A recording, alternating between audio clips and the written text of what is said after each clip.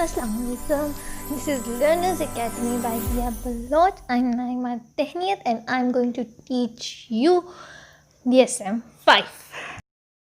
Schizoaffective disorder. Diagnostic criteria की तरफ हम जाएँ तो क्राइटेरिया ए में कहता है कि अनइंटरप्टेड पीरियड होगा इलनेस का, मीन्स के बीच में कोई गैप नहीं आ रहा होगा कि मेजर मूड एपिसोड होगी यानी डिप्रेसिव या मैनिक, ठीक है, मेजर डिप्रेसिव या मैनिक, और किसके साथ, जो क्राइटेरिया ए है स्किज़ोफ्रेनिया का उसके साथ, क्राइटेरिया ए स्किज़ोफ्रेनिया का फॉलो हो रहा होगा, उसके साथ मूड एपिसोड मैनिक या डिप्रेसिव एपिसोड चल रही होगी। डिल्यूजन्स और हेलुसिनेशंस जो हैं वो 2 या 2 से ज़्यादा हफ्ते के लिए एब्सेंस होंगी मेजर मूड एपिसोड के दौरान, जितनी भी इलनेस की लाइफ टाइम ड्यूरेशन है। अब लाइफ टाइम ड्यूरेशन से मुराद कि जितना अरसा वो बीमारी होगी, जितना अरसा से वो बीमारी है, उसमें इस तरह का टाइम पीरियड गुजरे कि 2 हफ्ते या 2 से ज़्यादा हफ्ते जो है वो डिल्यूजन्स और हेलुसिनेशंस नहीं है, लेकिन बाकी सिम्टम्स पूरे हैं, स्किज़ोफ्रेनिया के भी आ रहे हैं, मेजर मूड एपिसोड के भी आ रहे हैं, लेकिन डिल्यूजन्स या हेलुसिनेशंस नहीं आ रही। अब जो सिम्टम्स हैं वो क्राइटेरिया जो मीट करेंगे मेजर मूड एपिसोड का, वो majority of the total duration, जितना भी एक्टिव रेजिडुअल पोर्शन होगा इलनेस का, उसमें मेजर मूड एपिसोड का जितना क्राइटेरिया वो मीट कर रहा होगा, चाहे वो मैनिक एपिसोड को फॉलो कर रहे हैं, चाहे वो डिप्रेसिव एपिसोड को, वो कंसिस्टेंटली प्रेजेंट होगा और वो फुल मीट करेगा टोटल ड्यूरेशन की, जितनी भी एक्टिव है मेजॉरिटी ऑफ द टाइम वो प्रेजेंट होगा। अब अनइंटरप्टेड पीरियड से मुराद कि एकदम से डिप्रेसिव एपिसोड ख़त्म हुई और नेक्स्ट मैनिक उसके साथ ही, उसके ख़त्म होते साथ स्टार्ट होगी, मतलब कि स्पेस कोई नहीं आ रही है। जिस तरह होता है बाइपोलर में कि मैनिक आ गई है, उसके बाद कुछ अर्सा वो नॉर्मल गुजारता है, फिर उसके बाद दूसरी एपिसोड चाहे वो मैनिक आ रही है, डिप्रेसिव, तीनों या हाइपोमैनिक, लेकिन इसमें अनइंटरप्टेड पीरियड होगा, एक एपिसोड ख़त्म दूसरी एकदम से स्टार्ट हो जाएगी। अब क्राइटेरिया डी में कहता है जो डिस्टर्बेंस है ये किसी भी सब्सटेंस के या मेडिकल कंडीशन के इफेक्ट से एट्रीब्यूटेबल नहीं है, किसी सब्सटेंस यूज़ की वजह से या किसी मेडिकल कंडीशन की वजह से ये कंडीशन नहीं होगी। अब इसके स्पेसिफायर्स की तरफ आएँ। बाइपोलर टाइप, दिस सब टाइप अप्लाइज अगर manic episode is part of the sensation, pre sensation, ठीक है, मतलब कि वो उससे पहले भी है, उस बाकी जो स्किज़ोफ्रेनिया वाले जो सिम्टम्स हैं वो स्टार्ट होने से भी पहले है। और डिप्रेसिव टाइप जो है, अगर वो डिप्रेसिव एपिसोड पहले आ रही है, बाकी सिम्टम्स बाद में आ रहे हैं, विद कैटाटोनिया, ठीक है, अगर कैटाटोनिक बिहेवियर इसका आ रहा है, मैंने कैटाटोनिया पहले डिस्क्राइब किया हुआ है लेक्चर में, तो अगर कैटाटोनिया एक कैटाटोनिया बिल्कुल एंड पे भी है, वो भी हम लोग नेक्स्ट लेक्चर में डिस्क्राइब करेंगे।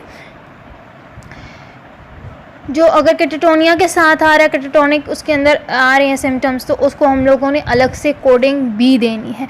अब नेक्स्ट स्पेसिफायर्स कि उसकी एपिसोड कौन सी चल रही है। फर्स्ट एपिसोड है करंटली एक्यूट है, मतलब कि इस वक्त करंटली जो डिसऑर्डर है वो जो डिफाइनिंग है हमारे पास डायग्नोस्टिक सिम्टम्स और टाइम क्राइटेरिया है ना, उसको फुली मीट कर रहा है, उसके साथ फुल उसके सारे सिम्टम्स सब मीट कर रहा है, ठीक है, एक्यूट एपिसोड में। अब आपके पास एक क्लाइंट आया है, अब उसके सारा क्राइटेरिया मीट कर रहा है, चलें जी वो एक्यूट एपिसोड में जा रहा है। Partial remission, first quarantine partial remission, मतलब कि फुल वो मीट नहीं कर रहा, उसमें इम्प्रूवमेंट आई हुई है, ठीक है, प्रीवियस एपिसोड की निस्बत उसने उसको खुद को मेंटेन किया हुआ है, वो पार्शली उसने हेल्थ गेन की हुई है, ठीक है। Fully first episode currently in full remission, ठीक है, पहली एपिसोड से वो फुल रिमिशन, मतलब कि वो बिल्कुल पहली एपिसोड से निकल के आ चुका है, ठीक है, वो उसके पहली एपिसोड के बाद उसके जो क्राइटेरिया है वो उससे मीट नहीं कर रहा, जितना भी डायग्नोस्टिक क्राइटेरिया उससे उसकी हालत मीट नहीं कर रही। Multiple episode currently in acute episode, मतलब कि 2 मल्टीपल टाइम्स जो है, ठीक है, आप मल्टीपल टाइम्स के बाद उसको डिटरमाइन कर रहे हैं कि भाई इसकी स्टिल कंडीशन जो डिफाइनिंग हमारे पास डायग्नोस्टिक क्राइटेरिया है उससे मीट कर रही है। फिर multiple episode in currently partial remission और multiple episode currently in full remission, मतलब कि मल्टीपल एपिसोड्स के बाद उसकी पार्शियल रिमिशन और फुल रिमिशन जो देनी है। कॉन्टीन्यूस में जो सिम्टम्स हैं वो डायग्नोस्टिक क्राइटेरिया के डिसऑर्डर के वो रिमेनिंग हैं मेजॉरिटी ऑफ इलनेस कोर्स में, मतलब कि वो मौजूद हैं, लेकिन बहुत मेजॉरिटी में मौजूद है लेकिन कुछ मौजूद नहीं है, ठीक है। जो थ्रेशोल्ड सिम्टम है वो overall with threshold symptom period being very brief relative to overall course.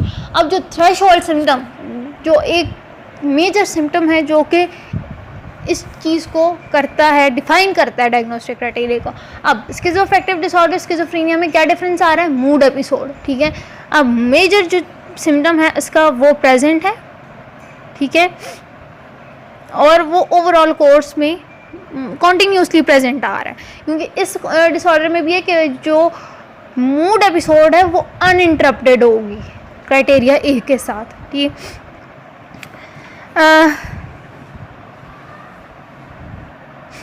जो डायग्नोसिस है स्किज़ोअफेक्टिव डिसऑर्डर का, ये जो सिवियरिटी स्पेसिफायर है इसको जो है यूज़ किए बगैर भी कर सकते हैं, क्योंकि सिवियरिटी वो quantitative assessment of primary symptoms of साइकोसिस जिनमें delusion, hallucination, disorganise speech, abnormal psychomotor behaviour, negative symptoms, उनको करके उनको क्वांटिटेटिव एनालिसिस करके बताते हैं। अब जो स्किज़ोअफेक्टिव है उसको आप बगैर क्वांटिटेटिव एनालिसिस के भी इसके जो डायग्नोस्टिक क्राइटेरिया अगर वो मीट कर रहा है तो आप उसको बता सकते हैं। अब डायग्नोस्टिक फीचर्स की तरफ आएँ तो जो स्किज़ोअफेक्टिव डिसऑर्डर है इसकी assessment basically uninterrupted period of illness है, जो कि इंडिविजुअल कॉन्टीन्यूस एक एक्टिव और रेजिडुअल सिम्टम शो करता है साइकोटिक इलनेस के, ठीक है। इसमें अनइंटरप्टेड पीरियड है, कहीं पर ब्रेक उसको आ ही नहीं रही, और at some time during this whole period, ठीक है, जो क्राइटेरिया ए है स्किज़ोफ्रेनिया का वो भी मीट करेगा। मेजॉरिटी ऑफ द टाइम जो मेजर इसकी चीज़ है वो मूड एपिसोड वो कॉन्टीन्यूस रहेगी। क्राइटेरिया ए किसी वक्त मीट कर सकता है, किसी वक्त मीट नहीं करेगा, क्योंकि क्राइटेरिया बी जो इस स्किज़ोअफेक्टिव डिसऑर्डर का है वो बता रहा है कि भाई जो डिल्यूजन हेलुसिनेशंस है वो 2 या 2 से ज़्यादा हफ्ते के लिए प्रेजेंट नहीं होंगी, कि क्राइटेरिया ए किसी वक्त मीट करेगा, नहीं मीट करेगा। क्राइटेरिया बी यानी सोशल डिसफंक्शनिंग और एफ जो स्किज़ोफ्रेनिया का है, एक्सक्लूजन ऑफ ऑटिज्म स्पेक्ट्रम और जितने भी डिसऑर्डर हैं उनको एक्सक्लूड करते हैं इसमें से। क्यों? क्योंकि ये जस्ट इंसान जो है बाकी नॉर्मल है, लेकिन उसकी मूड डिस्टर्बेंस आ रही है, उसके साथ स्किज़ोफ्रेनिया आ रहा है, ठीक है। क्राइटेरिया ए उसका मीट कर रहा है। लॉस ऑफ प्लेयर हो रहा है, ये भी कॉमन है, स्किज़ोफ्रेनिया में भी होता है, मेजर डिप्रेसिव एपिसोड में भी ये होता है। Episodes of depression or mania are present for majority of the total time duration. Total time duration में majority में जो mood episode है वो ही प्रेजेंट होगी। सिंपल वर्ड्स में स्किज़ोअफेक्टिव डिसऑर्डर जब बाइपोलर और स्किज़ोफ्रेनिया मिल जाते हैं तो स्किज़ोअफेक्टिव बन जाता है। इसको बाइपोलर अफेक्टिव भी बोलते हैं। कंफ्यूज नहीं होना, कहीं पे बाइपोलर अफेक्टिव लिखा होगा, कहीं पे स्किज़ोअफेक्टिव लिखा होगा, ठीक है। अब जिसके सिम्टम्स हैं ये किसी और सब्सटेंस या मेडिकल कंडीशन की वजह से नहीं होंगे, ठीक है। अब criteria C of schizoaffective disorder specify करता है जो मूड सिम्टम है जो मीट कर रहे हैं क्राइटेरिया को, मेजर मूड एपिसोड, चाहे वो मैंने कहा ये डिप्रेसिव है, उसको वो टोटल टाइम ड्यूरेशन जितना भी active residual portion of illness है उसमें प्रेजेंट होंगे, ठीक है। अब जो असेसमेंट है मूड सिम्टम्स की वो entire course of psychotic illness है, ठीक है, और विच differ from the criteria in DSM-4। DSM-4 के उससे वो डिफरेंट है, साइकोटिक इलनेस है। Which required only assessment of current period illness. अब DSM-IV में क्या है कि वो करंट पीरियड इलनेस है। अगर मूड सिम्टम्स जो हैं वो relatively brief period of time के लिए प्रेजेंट हैं, मतलब कि कुछ टाइम के लिए हैं, तो वो स्किज़ोफ्रेनिया का हम डायग्नोसिस देंगे, स्किज़ोअफेक्टिव का नहीं, ठीक है। अब इसमें और उस जो स्किज़ोफ्रेनिया है, स्किज़ोअफेक्टिव स्किज़ोफ्रेनिया में डिफरेंस भी है। अगर मूड डिस्टर्बेंस जो है स्किज़ोफ्रेनिया में भी होती है, लेकिन अगर वो थोड़े से टाइम के लिए है वो उसके बाद ख़त्म हो जाती है तो वो स्किज़ोफ्रेनिया का ही उसको देंगे हम लोग डायग्नोसिस। लेकिन अगर मूड एपिसोड कंसिस्टेंटली चल रही है, कॉन्टीन्यूस है और साथ स्किज़ोफ्रेनिया का वो क्राइटेरिया भी मीट कर रहा है तो फिर हम लोग उसको स्किज़ोअफेक्टिव का डायग्नोसिस देंगे, क्योंकि इसमें DSM-V के अकॉर्डिंग जो स्किज़ोअफेक्टिव है इसके लिए प्रीवियस हिस्ट्री लाजमी है और मस्ट है। इसी से वो डिफ़ाइन करेंगे कि भाई आया इसको स्किज़ोअफेक्टिव है या स्किज़ोफ्रीनिया है, ठीक है, क्योंकि स्किज़ोफ्रीनिया में भी तो मूड डिस्टर्बेंस हो रही है। और फॉर एग्जांपल एक इंडिविजुअल है 4 year of active residual symptom of schizophrenia develops depressive and manic episodes, ठीक है, और taken together do not occupy more than 1 year during 4 year history of psychotic illness, ठीक है, the presentation would not meet criteria C।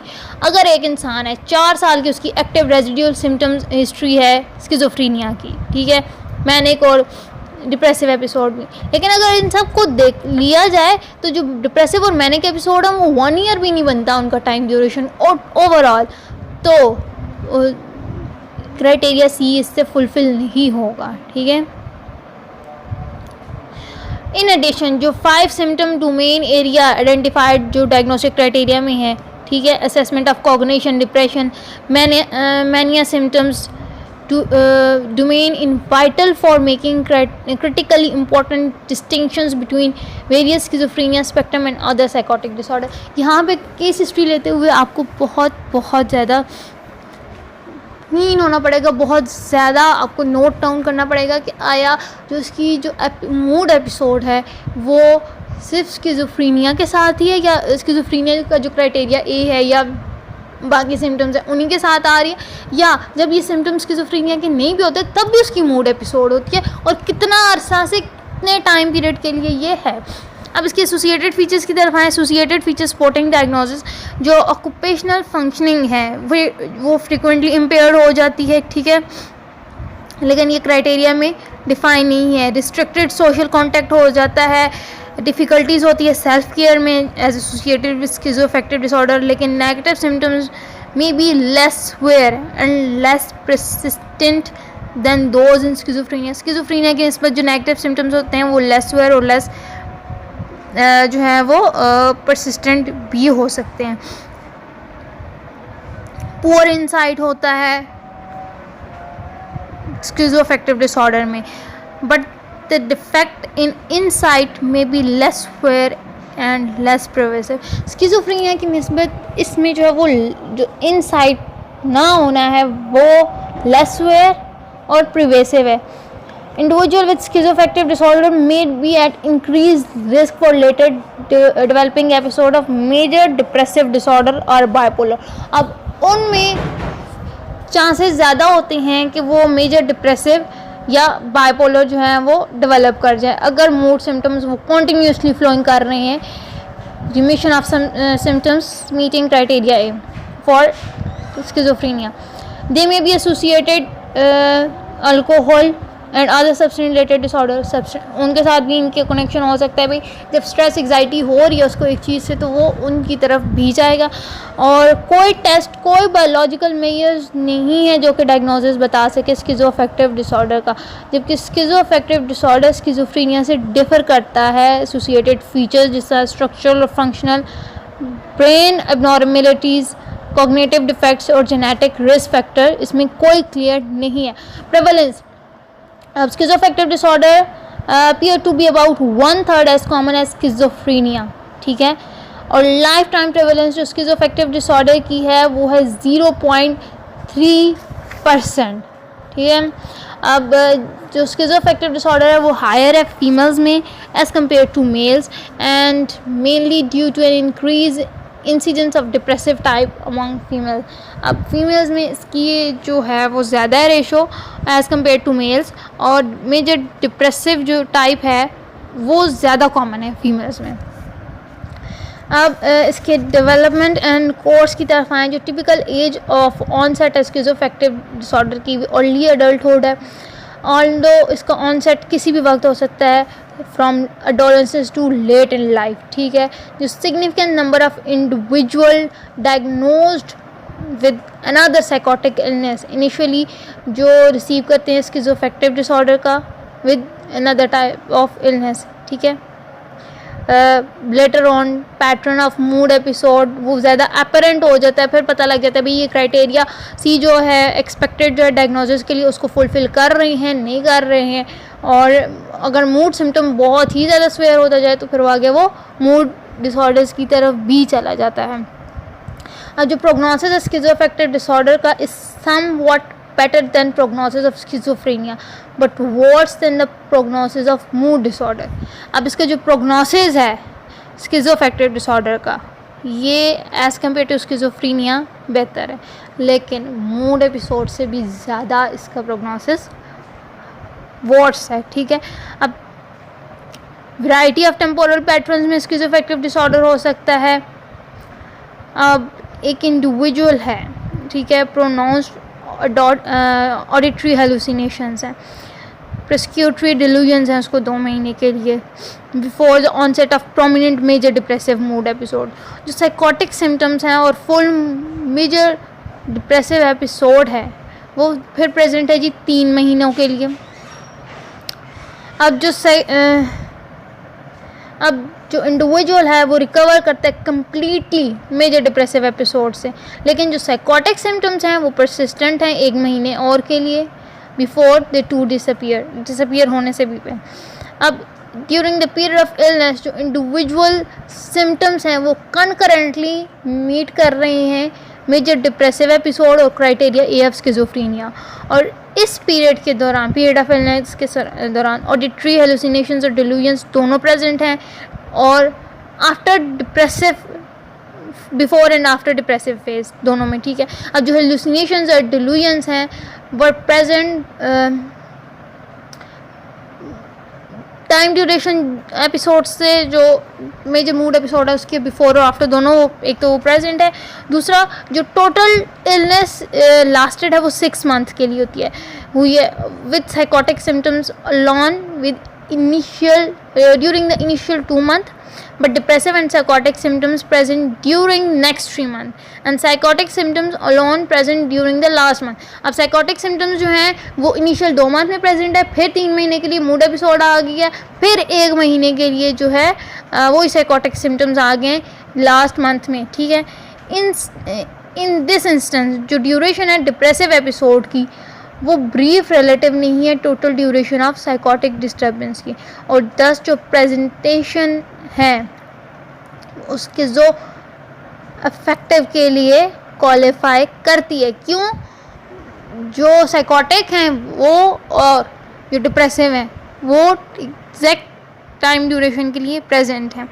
जो expression है psychotic symptoms का across life span वो variable है।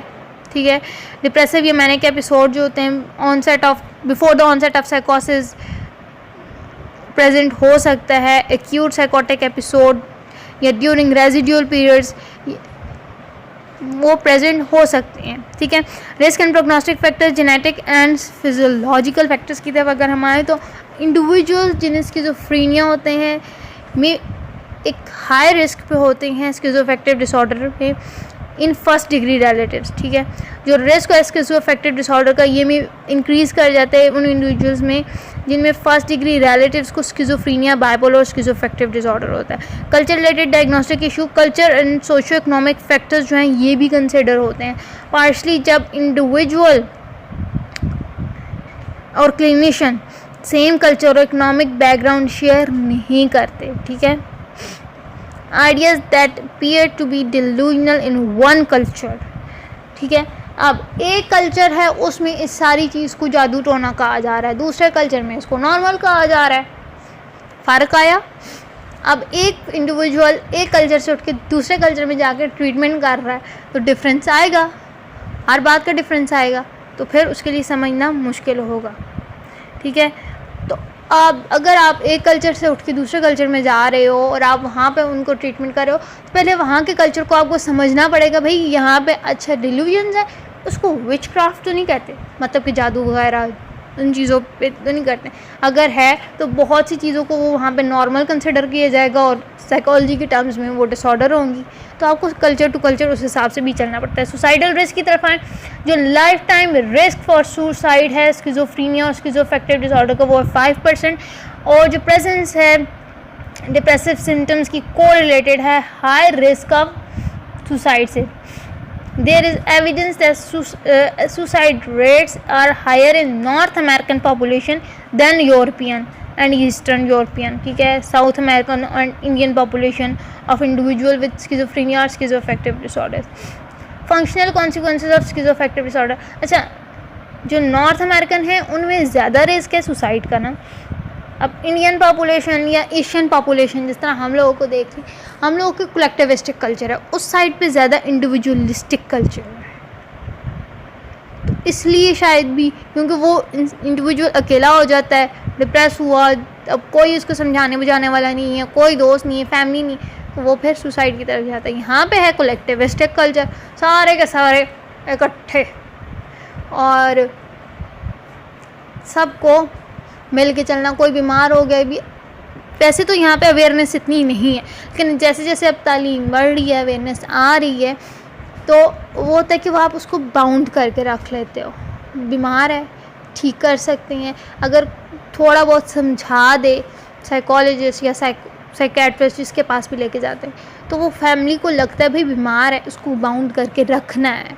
किसी और की बात नहीं करूँगी, अपनी फैमिली की बात करूँगी। मेरे वालिद को भी स्किज़ोअफेक्टिव डिसऑर्डर हो गया, तो वो होता है कि भाई इनको साथ रखना है, घर से बाहर नहीं जाने दो। हार्ट प्रॉब्लम भी है क्योंकि, तो फिर वो ज़्यादा ख्याल होता है, बिज़ी रखो, घर के कामों में साथ लगा लो, और कुछ नहीं है तो मूवी लगा दो, कुछ जो इंटरेस्टिंग चीज़ हो। तो वो हमारे यहाँ कलेक्टिविस्टिक कल्चर होता है, हम अकेला नहीं छोड़ते। जहाँ इंडिविजुअलिस्टिक कल्चर होगा वहाँ सुसाइडल रिस्क MABI हो जाएगा। Functional consequences of schizoaffective disorder की तरफ आएँ। जो स्किज़ोअफेक्टिव डिसऑर्डर एसोसिएट करता है सोशल और ऑक्यूपेशनल डिसफंक्शनिंग से, लेकिन जो डिसफंक्शनिंग है वो डायग्नोस्टिक क्राइटेरिया में नहीं है जैसा कि स्किज़ोफ्रेनिया में है, लेकिन substantially variability between individual diagnosis with schizoaffective disorder, ठीक है। अब जहाँ पे होती है ऑक्यूपेशनल और सोशल डिसफंक्शनिंग होती है। अब क्योंकि मेडिकेशन की वजह से मेरे वालिद को है, तो मुझे ही पता है कि भाई जब वो मेडिसिन लेते हैं रिस्पॉन्स टाइम भी उनका स्लो हो रहा है, उनको बातें भी भूल जाती हैं, उनको अभी भी किसी हेलुसिनेशंस होती हैं, आवाज़ें सुनाई देती हैं, तो अफेक्ट होता है। तो इस वजह से हम उनको घर से बाहर इतना नहीं जाने देते, जाए भी तो कोई बंदा साथ जाता है। डिफरेंशियल डायग्नोसिस की तरफ हम आएँ तो other mental disorders and medical condition, एक वाइड वैरायटी है साइकेट्रिक और मेडिकल कंडीशन की जो कि मैनिफेस्ट करती है साइकोटिक और mood symptom. They must consider in the differential diagnosis of schizoaffective disorder, ठीक है। न्यूरोकॉग्निटिव डिसऑर्डर हो गया, substance medical induce psychotic disorder या न्यूरोकॉग्निटिव डिसऑर्डर, डिलेरियम हो गया, bipolar disorder with schizoaffective, number of disorder, ठीक है। मेडिकल कंडीशन जिनमें आ जाएगा ये सब्सटेंस यूज़ आएगा, उनकी जो मेजर वजह होगी कि वो मेडिकल कंडीशन की वजह से उनको या तो साइकोटिक इलनेस आ रही होगी या उनको जो सब्सटेंस वो यूज़ कर रहे हैं उसकी वजह से उनको वो चीज़ आ रही होगी।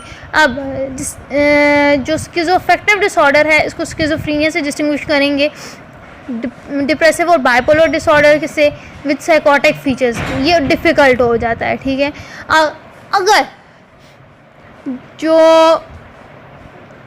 मूड एपिसोड है ये लंबी चल रही है भाई, अब मतलब कि ट्रीटमेंट जो एक टाइम ड्यूरेशन है उसके बाद भी ये चल रही है मूड एपिसोड, साइकोटिक फीचर्स ख़त्म हो गया, मूड एपिसोड चल रही है, यानी स्किज़ोफ्रेनिया की और स्किज़ोअफेक्टिव की लिमिट से वो बाहर हो चुकी है, तो उसका मतलब है वो बाइपोलर और साइकोटिक विद साइकोटिक फीचर्स में भी उसमें कोई फ़र्क आ जाए,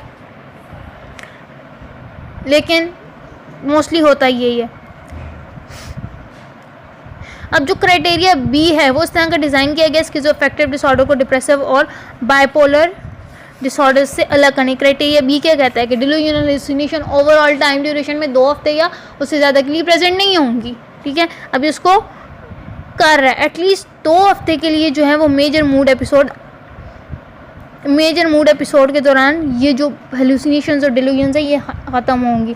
इन कंट्रास्ट जो डिप्रेसिव या बाइपोलर एपिसोड है जिसमें साइकोटिक फीचर्स होते हैं वो primarily during the mood episode वो प्रेजेंट होते हैं, ठीक है, मूड एपिसोड में से वो गायब नहीं होते।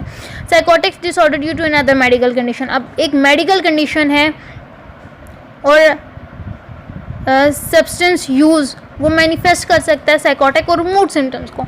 कोई भी इस तरह के वो हार्मोनल चेंजेस वो ला सकती है, वो मेडिकल कंडीशन स्ट्रेस डाल सकती है, इसकी वजह से स्ट्रेसफुल कंडीशन की वजह से भी वो आ सकते हैं। Schizophrenia, bipolar and depressive disorders, अब जैसे मैंने ऊपर बाइपोलर और डिप्रेसिव का मैंने बताया था। अब स्किज़ोफ्रेनिया में क्या है कि मूड सिम्टम्स होते हैं लेकिन वो टोटल ड्यूरेशन में प्रेजेंट नहीं होते। बाइपोलर में जो साइकोटिक फीचर्स के साथ अगर होता भी है तो साइकोटिक फीचर मूड एपिसोड के दौरान लाजमी प्रेजेंट होते हैं, अगर मूड एपिसोड ना हो तो वो साइकोटिक फीचर्स नहीं होते। लेकिन अगर मूड एपिसोड है, साइकोटिक फीचर्स नहीं है, लेकिन फिर कुछ अर्से बाद वो साइकोटिक फीचर्स आ रहे हैं तो इट्स मीन स्किज़ोअफेक्टिव डिसऑर्डर है। कोमोर्बिडिटी की तरफ हम आएँ तो कई इंडिविजुअल्स जिन्हें स्किज़ोअफेक्टिव डिसऑर्डर डायग्नोज हुआ है उनके साथ दूसरे मेंटल डिसऑर्डर भी है, substance use disorder, anxiety disorder और medical conditions in increase above the base rate of the general population led to decrease of life expectancy.